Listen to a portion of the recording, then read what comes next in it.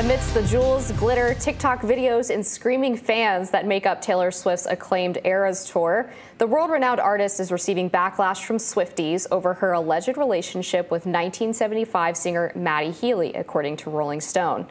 Swifties detailed their concerns about Healy's alleged controversies in a letter on Twitter. They wrote, from engaging in racist remarks, making offensive jokes, and admitting to watching degrading pornography in which people of color are being humiliated and assaulted, his actions contribute to the perpetuation of hate, stereotypes, and objectification, which targets and hurts some people from the Jewish, Black, Chinese, Hawaiian, Inuit, LGBTQ+ communities, as well as women. But, Rolling Stone writes, we wouldn't be having this conversation if Taylor Swift were a man.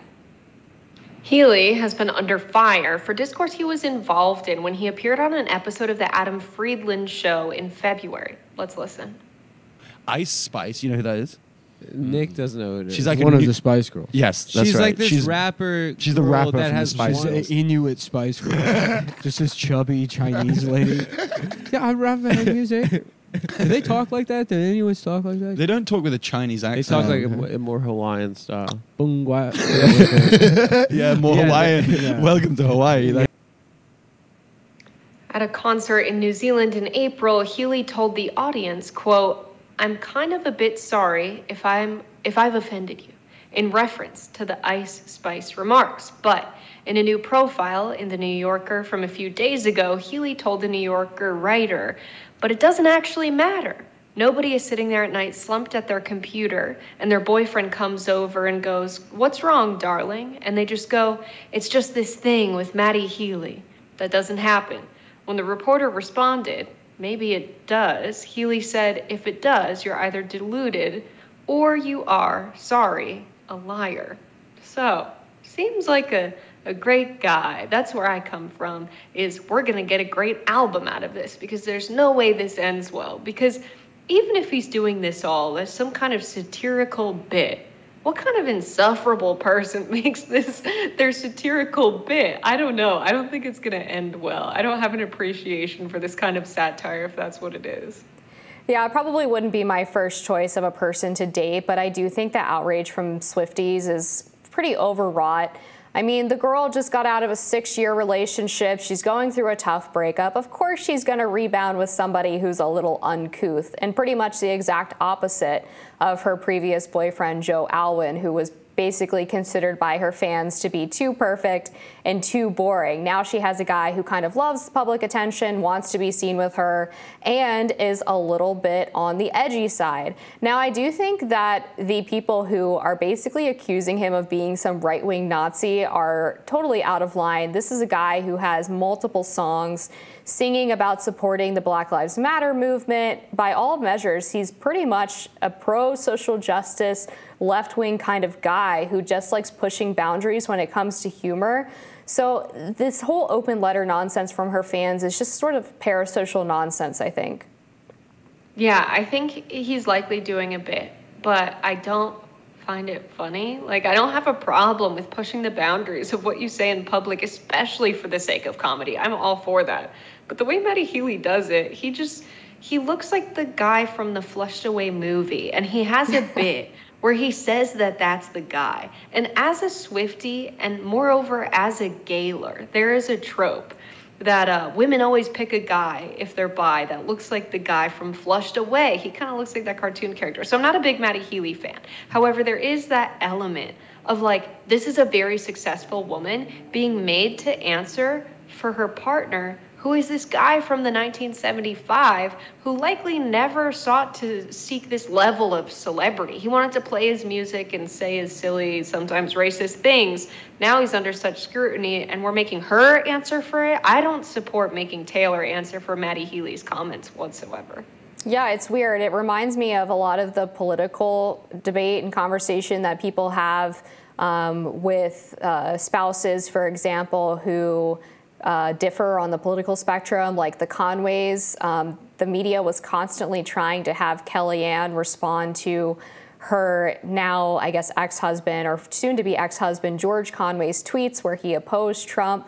And it's just kind of gross to constantly be trying to create these divisive lines between spouses or people who are in a romantic relationship, especially when you don't know the circumstances of it. I mean, the idea that her fans have some special insight into what she's thinking about all of this, if they've had a conversation about it, or if from their perspective that Taylor apparently supports all of this and has no problem with it, they're just projecting their own feelings and insecurities on their favorite star. And I just find this to be a really toxic part of stan culture, where people try to get their celebrities that they like to agree with every moralistic virtue that they espouse, and it ends up creating this impossible bar for them to live up to, and also creates this sort of unrealistic persona for celebrities that makes it more difficult for them to relate to average people, or for average people to relate to them. Yeah, I think it's the sickness that there are some people that are in the public eye because they're entertainers, because they genuinely enjoy providing music for other people to listen to or telling jokes that make them laugh. And the public getting so invested in these figures' personal lives doesn't make sense to me. The projection of their own insecurities and values onto celebrities has been a problem for quite some time. There is also this element of the human experience where we want to understand ourselves better. So then we analyze the common figures that we all know of. I can see that. And so to do that, if you are a Swiftie, and there's a group of Swifties who have said, we don't support you dating this man, Taylor, here's all of the terrible things he has said. I have literally never in my life seen a public figure who is a man have to answer for the political opinions or statements of his partner who is a woman. And so it seems like a double standard to me. Even if you don't like Matty Healy and you don't agree with what he said, don't make Taylor answer for it. It's just not the right place. Not only that, but they haven't even publicly said they're an item yet. Let Taylor breathe. She's giving us the Eras tour. She just went through a breakup. Out of respect for her, let her finish her tour. Let her process the breakup. Let her date this guy that is probably not so good for her for a little bit. Get the great album out of it. Consume the entertainment. Don't insert yourself in her life. I think that would make everybody happy and we can all have a good time. Exactly. It's also funny to watch how the Swifties are basically twisting themselves into knots about what to do with their concert tickets. I saw this really long tweet thread from one of them the other day who was basically going from acknowledging her privilege as a white woman who could get a Taylor Swift concert ticket to eventually admitting that she would not be selling it or not going to the concert because, of course, she wants to be able to actually go see the Eras tour,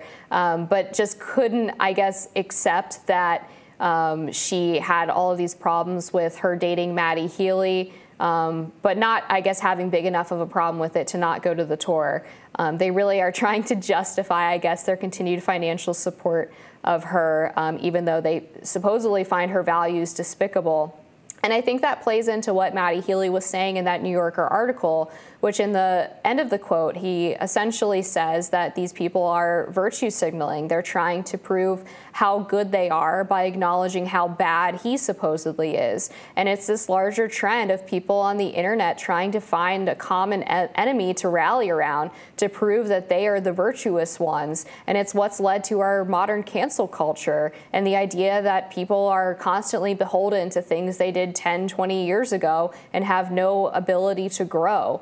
And now, obviously, what Matty Healy has said is recent, so this is a bit of a different situation, but it's the same kind of posturing from people who suppose that they're the moral betters of anyone who says anything that they don't quite like or maybe disagree with. I think the most interesting layer of this whole debacle is that Taylor Swift and Ice Spice just announced the Karma remix together. They just released it. They didn't announce it. They said it's happening, and then it happened shortly after. So I don't know how I feel about that, right? Ice Spice is at the center of this controversy with Matty Healy. Taylor Swift then releases a song with her and is on stage with her performing the remix to the song Karma. I don't know how I feel about all of this. Was this some kind of thing where it's like, you know what?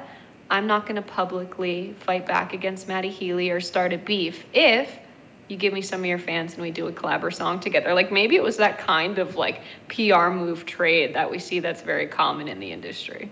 Yeah, it could be. I did see some fans speculating that Taylor was doing this to try to mute some of the criticism. I guess it's also possible that Ice Spice maybe wasn't as offended by this as people are acting on her behalf. But I'm certainly interested to see where this relationship goes and how long it ends up lasting, because rebounds don't typically end too well. We'll be back with more Rising after this.